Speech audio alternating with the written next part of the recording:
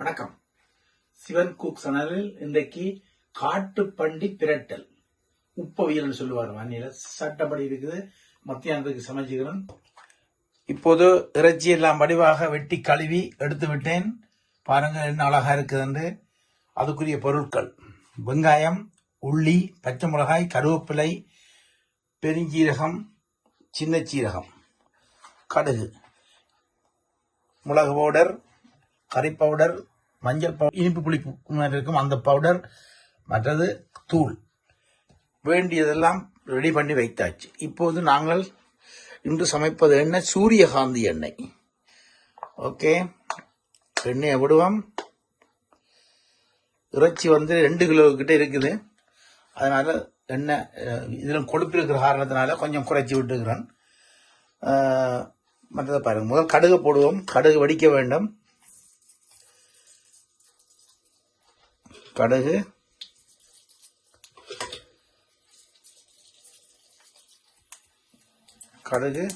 அடுத்தது கடுகு வெடித்த பிறகு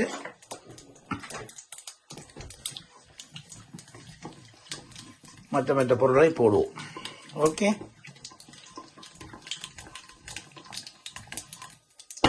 கடுகு வெடிக்கிற சத்தம் இருக்குது பாருங்க.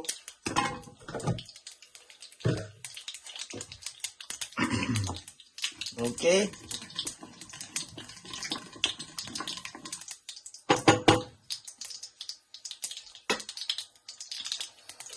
அடுத்தது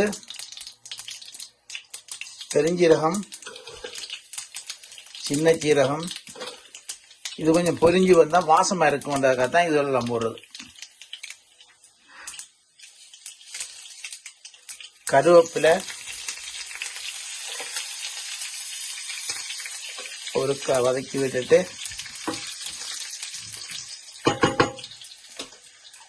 இதில் உள்ளி, பச்சை மிளகாய், வெங்காயம் எல்லாத்தையும் இதுக்கு போடுவோம்.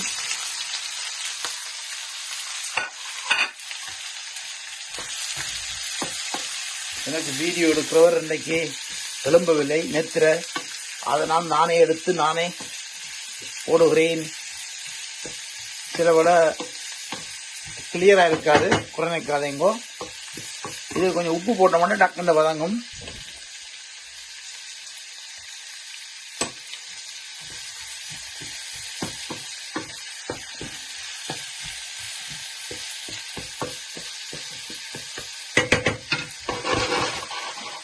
ஓகே, இது உப்பவி 2 வழியா. வெங்காயம் நல்லா வதங்க தேவையில்லை. பவுடர் போடுவோம். கறி பவுடர் முடிந்து விட்டது, வேண்ட வேண்டும்.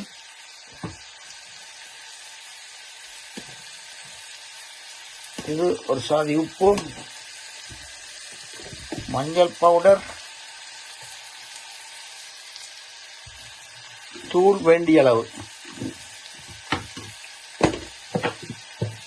நல்லா உரைப்பு சாப்பிட்றபடினால மனம் போல போட்டு சமைப்போம்.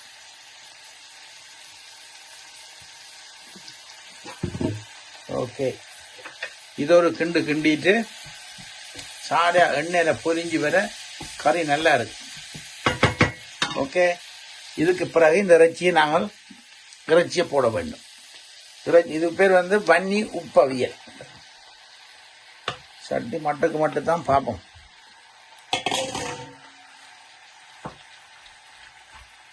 இதுக்கு தண்ணி விடக்கூடாது. தண்ணி விடாமலுக்கு அடுப்பை குறைச்சி 2-3 தடவை மூடி எடுத்தோம்னு சொன்னால் சரியா வருவார்.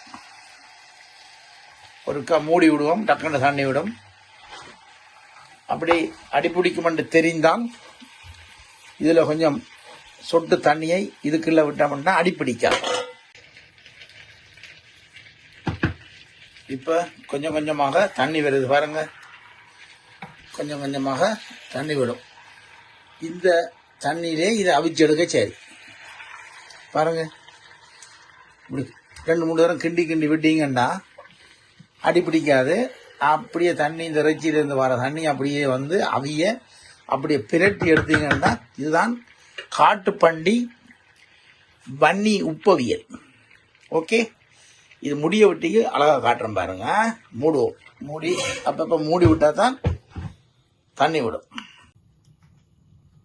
பாருங்கள், எப்படி தண்ணி வருதுன்னு பாருங்கள். காட்டு பண்டி சட்டப்படி தண்ணி எப்படி உள்ளுக்குள்ள இவ்வளவு தண்ணி விடாமல் இருக்கே இவ்வளவு தண்ணி வந்திருக்கு பாருங்க. அப்ப இதுக்கே தண்ணி விட்டீங்கன்னு வைங்க, இறைச்சி நல்லா அவிஞ்சு சாப்பிட்றதுக்கு இதமா இருக்காது. இந்த தண்ணியிலேயே பிரட்டி எடுத்தீங்கன்னா சட்டப்படி இருப்பார். ஓகே, கிண்டி காட்டுறோம் பாருங்க.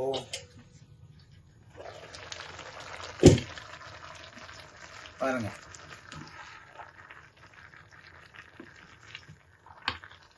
பாத்தீங்களா பாத்தீங்களா அவ்வளவு தண்ணி வந்திருக்கு. இந்த தண்ணியில இனி இதை பொரிச்சு பண்டி கொழுப்பெல்லாம் நல்லா அவிஞ்சு வரும். இதுதான் பேர்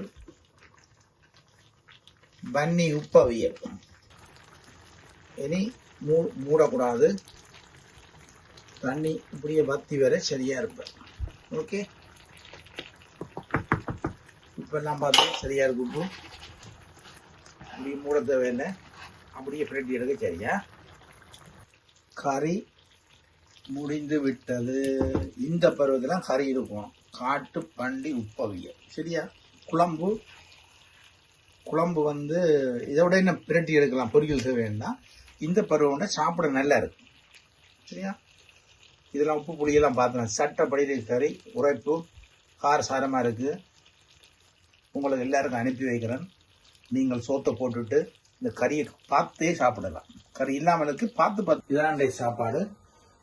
மீன் பொரியல், மற்ற கறிகள். இதான் காட்டுப்பண்டி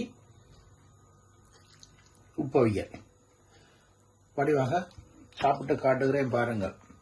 இதுதான் இன்றைய மத்தியான சாப்பாடு. எனக்கு சூப்பரா இருக்கும். கொஞ்சம் கத்திரிக்காய் கறி, இறைச்சி கறி சேர்த்து அழகா சாப்பிட்டு காட்டுறேன் பாருங்க.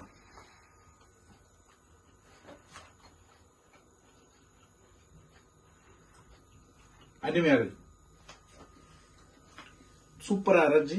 கொழுப்பு அளவா இருக்கு, தரமா இருக்கு. நீங்களும் செய்து சாப்பிடுங்க. பன்னி உப்பவியல் காட்டுப்பண்டி.